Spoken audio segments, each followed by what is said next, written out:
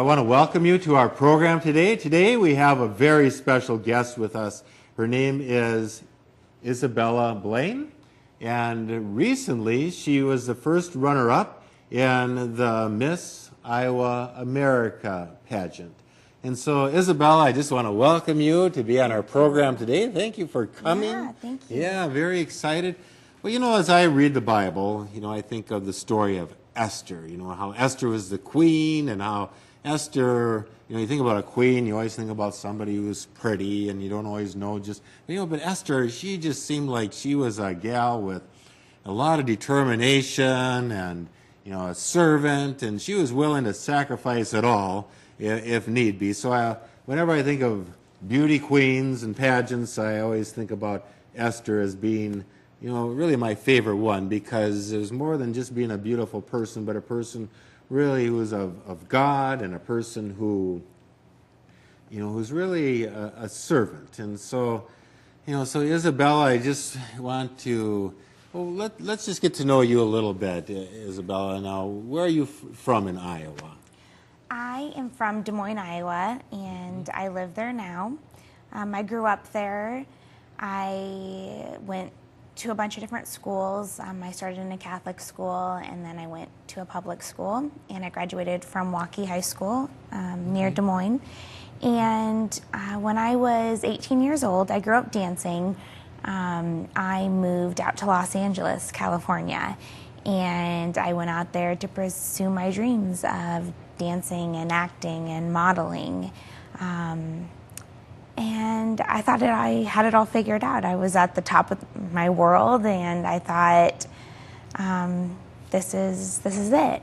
And I quickly found out that it wasn't everything that I needed, and I didn't fit into a world of drugs and alcohol, and I got left out a lot, and everything came spiraling down on me, and I developed an eating disorder. And that was about 3.5 years ago. I was brought home back to Des Moines, so my life in California was short-lived for about 2.5 years. And I came back to Des Moines. My mom flew me home, and I was hospitalized for 30 days. And I can remember dropping to my knees. And now my faith wasn't strong per se. I knew of God. I knew there was a God, but I didn't know of his love for me. And I didn't know what else to do, so I prayed. And I was in an isolated room, far from home, alone. And I dropped to my knees and I prayed, and I asked him to restore my body and my ability to dance again, because I hadn't danced in so long because I was so weak. And it's funny because I had all these envisions of what this should look like, and none of it happened how I thought it would. I thought I'd be back in Los Angeles doing what I thought was what my plan was, and God's plan was completely different. As you mentioned, I competed in a pageant in June, and pageantry was not in my life, not at all. But God answered my prayers in the way that he wanted to.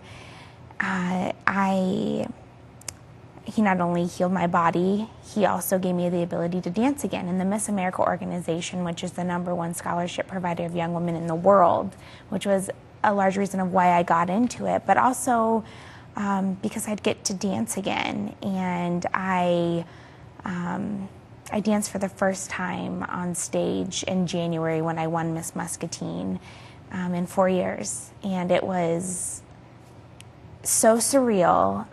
I cried, but they were happy tears this time. I wasn't in a hospital bed praying. I was giving him thanks on stage. And not only has he allowed me to dance, but he's also allowed me to advocate for all those affected by an eating disorder, and allowed me to reach across Iowa, not only in Des Moines and Muscatine where I reign, but also here in Dubuque and Davenport and Pella. And it's just been a blessing, even though I wasn't crowned Miss Iowa, which was obviously heartbreaking, but I know it's in God's plan, and I refuse to fight it because I've tried to fight it before and it didn't work for me. Yeah, so going out to Los Angeles, I mean, how impressive is that? And having a career in dancing, and you say some modeling, but then your world kind of goes crashing because it's a certain environment out there as far as some social mores that you kind of have to try to fit into that maybe aren't so healthy, and then that kind of leads you down into a spiral. And of course, for you, then it was eating disorders, and of course, eating disorders are very serious things. And so we're just so thankful that you were able to recognize and that you got help in a timely way. And so when you were dancing on stage then, when you were crowned Miss Muscatine, that really was a sign of a comeback and healing. Right. I mean, it's almost like, God, thank you that you've brought me back to this place now of being able to do what I love to do. And so that's a lot to overcome. And so I'm very impressed and very thankful. And say that you got all the way back into this Miss Iowa America pageant. And well, why don't you just share a little bit about an eating disorder? Because I think of like eating disorders, and you got it like alcohol and drugs. I mean, as I know people who have also dealt with that. To me, it almost seems like eating well, as hard as it would be to get off of alcohol and drugs, I'm not trying to say that would be a cinch. But the thing of it is that we can abstain from alcohol and drugs and still live, but the thing, you can't abstain from food.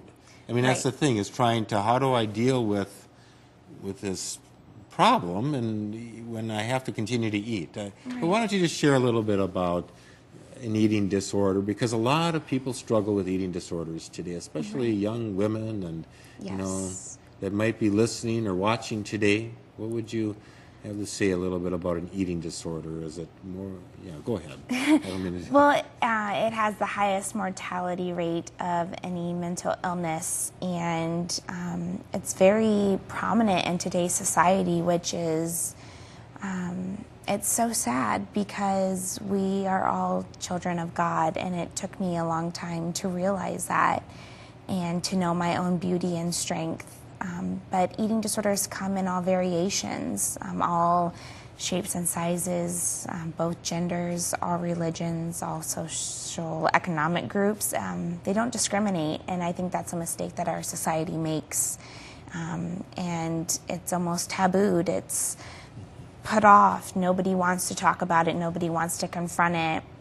And that's why I loved and do love sharing my journey, because even someone who's gone through such valleys can still climb a mountaintop, and it's liberating to stand on top of it. And no, an eating disorder is not something that you overcome in a day. It's not something that you'll probably ever overcome in your lifetime. I'm not perfect. I still battle with my eating disorder in my head, you could say. But now I know how to deal with it, and I know how to work around it. I know when my eating disorder is talking, and I know when Isabella's talking.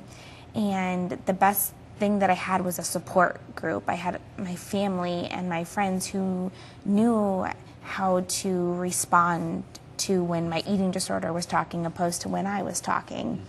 And I think that's really important for people to know, is that an eating disorder doesn't define who you are. It's something, it's a challenge to make you stronger.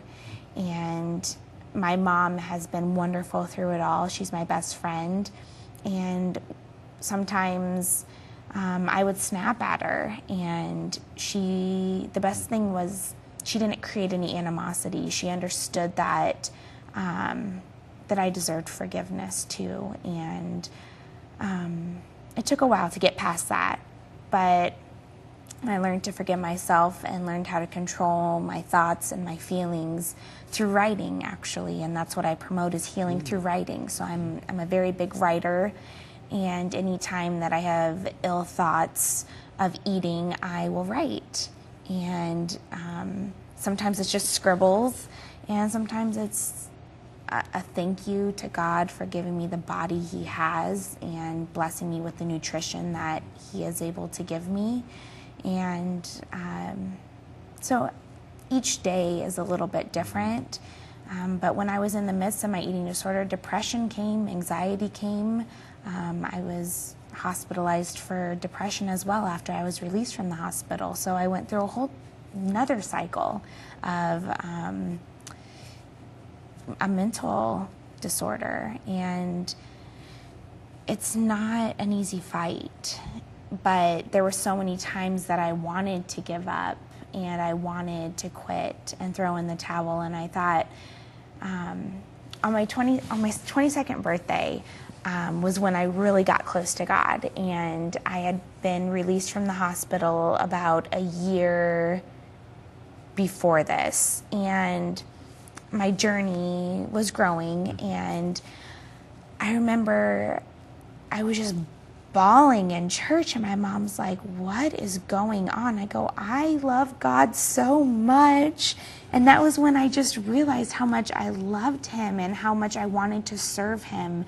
And so whenever I get into those modes of I want to idolize food or idolize something besides God, or I feel like my purpose is no longer, I try to remember that day and remember how strongly connected I was with Him. And it's easy to get lost in thoughts of food and perfection, especially growing up in a world of perfection, dancing and trying to be that perfect role model for younger children, and being that perfect girlfriend, that perfect sister, the perfect daughter, the perfect student, the perfect everything.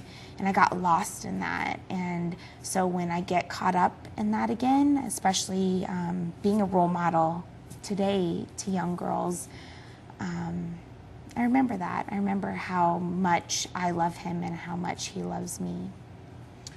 Yeah, so, you mentioned the word perfection. As I think about eating disorders, I know, well, some of it has to do with being perfect. A lot of times people with perfectionist tendencies get into eating disorders. But now there's just such a pressure to look a certain way. You got to look like a Barbie and a Ken doll. And so I think that might bring on sometimes an eating disorder. But then also, when you think about your situation out in L.A., I've always heard too that sometimes eating disorders, when you kind of have lost control of everything, then it's your eating is kind of the thing that you can still control. I mean, right. And maybe the list goes on and on and on what brings on an eating disorder, but... Well, I personally, when I go around and speak to young audiences, I talk about finding a creative outlet. And my creative outlet was dancing. And so I was dancing to deal with my emotions and deal with the perfection that I felt like I had to live up to. And I would dance it, and it would all go away. But when I moved to LA, I didn't fit in with the dance world, and I didn't fit in with the people I was needing to associate with to make it in the dance world. And so I stopped dancing. I stopped going to auditions. I stopped going to classes. And so I needed something to fixate on. I didn't replace that hole with anything. I had removed my passion and my outlet, and now I was left with a hole. And so I tried to fill that void with eating. And it wasn't until I found God that I was able to fill that void.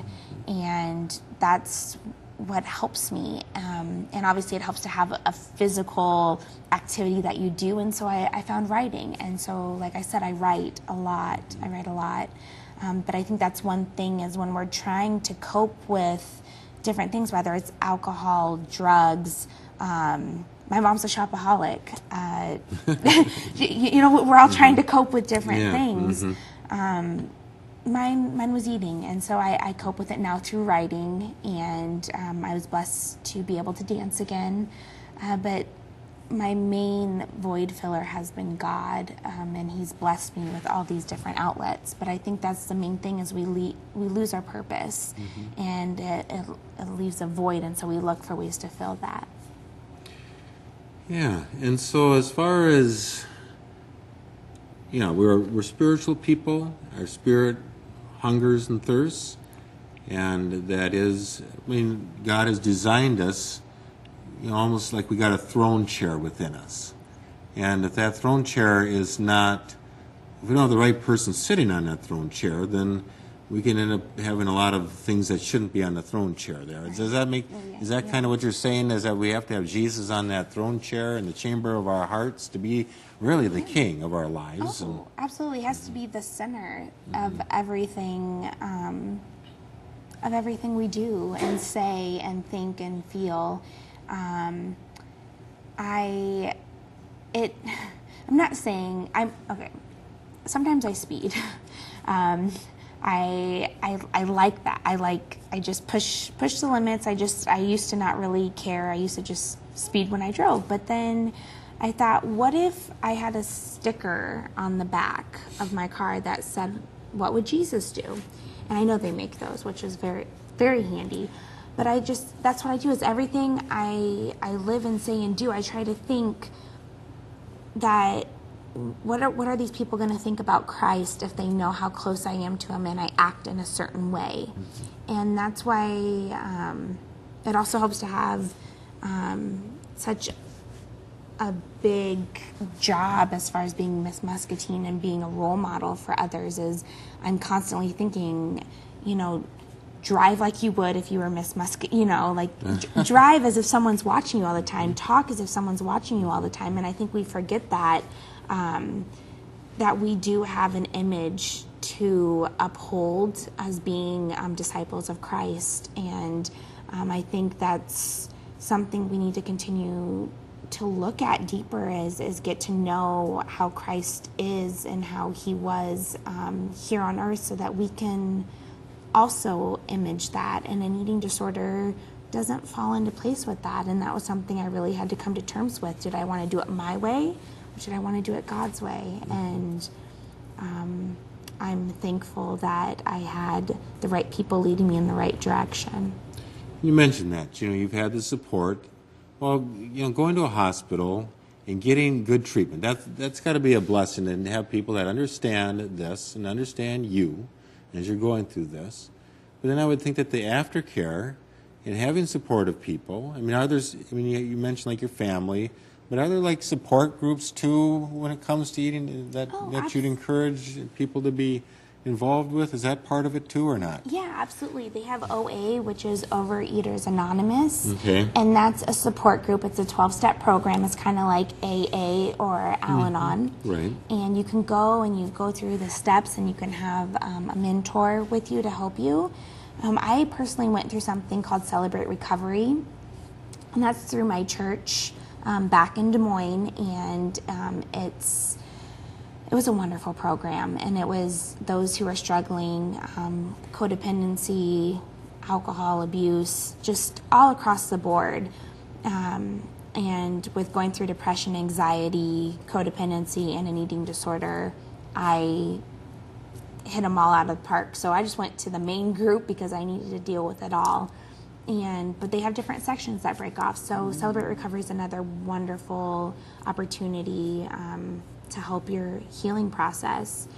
They have online support groups. I have my own as well. I'm available to meet with anybody or to talk on the phone or via email. My website's indulginginhope.com, and all my contact information is up there. And I also, like I said, I healed through my writing, so I actually share my personal journal entries on my website, and so someone can kind of see really what it's like to be at the depths of the valley, and it kind of shows over the year how my mind changed as I got to know Christ. Yeah, so as far as people who are watching today, that maybe are suffering from an eating disorder, to say, you don't have to be alone. That there is support. And, right here, there's Isabella Blaine, and she's got her website, and it was indulginginhope.com. Okay, to say, wow, there's somebody here that is willing to help. What a ministry that you have. A ministry of healing. And this obviously is all, it's not because I don't know, to have an eating disorder, you probably feel like you're alone in this world, but really there's so many people who are struggling with this, and that there is help available out there. Right. And, as you mentioned, the biggest help is getting right with God. Seeing God as the center of your life. And so we mentioned role models. It seems like we're living in a day and age where, well, that's part of how we learn, is by following the example of others. Ever from the time that we're little kids, even now, we're always, as adults, we're looking for people. Who can I kind of follow after? Who's being a good example to say, I want to be a little bit like this person today? And so finding good role models, and none of us are perfect, but it's kind of sad because so oftentimes we put certain people on a pedestal, whether they are dancers or athletes or politicians or even religious people. And then all of a sudden we're reading in the paper or watching the news, and it's just like, say it isn't so. It's just like this person I put my confidence in, but now has let me down. And I don't know if it's because we just put too much emphasis on it. We're expecting too much out of a person. But still, we are role models, just in that people watch us, but then also we look to others. And so I don't know, Isabella, as you think about your life, and if you're looking for a role model, would you say that there's 1, 2, 3 things to say, this is what I'm looking for in a role model, and this is why? Because that might vary from person to person. Yeah, absolutely. Well, first of all, my mom is my biggest role model, and that's because she is so rooted in Christ's word, and she lives it daily. It's not something she can, anybody can spit back statistics or words, but when you're living it day to day, and you're constantly trying to help others and putting others first, I think that is a huge quality that all role models need to have. And I think that when you put someone else first, you don't get caught up in you, and you don't get caught up in what's wrong with you or what you need to do to fix yourself. Mm-hmm. And I really think that the more we shine God's light onto other people, I think that the glory is going to go up, and everyone else is going to see where that happiness is coming from. My mom's always happy. She has the best advice. Yes, she has her days, but she's happy. She's genuinely happy because she's helping other people. And I can't think of anyone better than someone who is constantly looking out for other people and constantly wanting to help them grow in their faith or grow in their job or grow in their relationships. I think that's very large, having a relationship with Christ. Trust is another one. When you have a role model, you want to be able to trust them and go to them and be able to confide in them and know that the advice that they're going to give you is strong, secure advice. Personally, when I was going through my eating disorder, and I'd go to someone and I'd say, I want to be this, I want to be that, I want to be this weight, and it wasn't healthy. I was already too small, and they said, well, why don't you try this? Why don't you try that? And it was not good advice at all, but I was not in a good place in my life to where I could notice it. So I think looking for a role model who's going to give you good, helpful advice that's going to help you and not harm you, mm-hmm. I think that's a very, very prominent thing to look for. And I would say the last thing I would look in a role model is probably, someone who remembers what it's like, who's been there, who can really share experiences, because I think that that's something that we all look for, is to know, like you said, that you're not alone,